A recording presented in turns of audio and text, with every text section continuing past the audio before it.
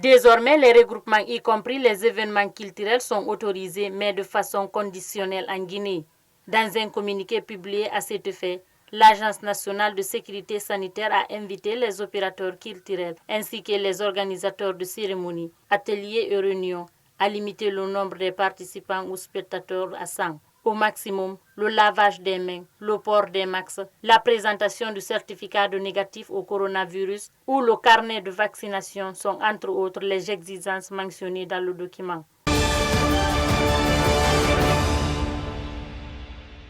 Une nouvelle alliance politique pourrait voir le jour très prochainement en Guinée. Une initiative de Mamadou Silla, Baouri, Sia Kabari, Dr Fayamini Mono, Dame Makale Traoré, entre autres, selon le président de l'UDRG, la libération des détenus politiques, la réouverture des frontières et la promotion d'un dialogue inclusif en Guinée sera parmi les priorités de cette nouvelle coalition. Baouri a par ailleurs indiqué que Dr Ousmane Kaba du PADES et tant d'autres ont été approchés dans le but de connaître leur position.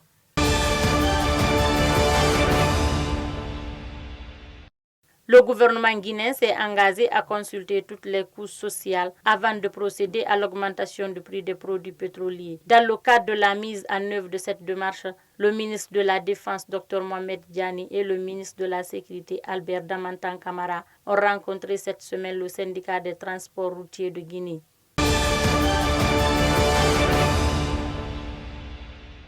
En séjour de travail en Guinée depuis jeudi dernier, 3 juin 2021, le président gambien Adama Barrow a effectué une visite guidée sur les installations du barrage hydroélectrique de Souapiti. Il était accompagné par le premier ministre guinéen Ibrahima Kassori Fofana, de la ministre de l'Énergie, ainsi que plusieurs personnalités. Le chef de l'État gambien a mis en profit cette occasion pour appeler les chefs d'État des pays membres de l'OMVG à libérer leurs contributions pour faire de l'interconnexion électrique une réalité au bénéfice des populations de cette zone d'intégration.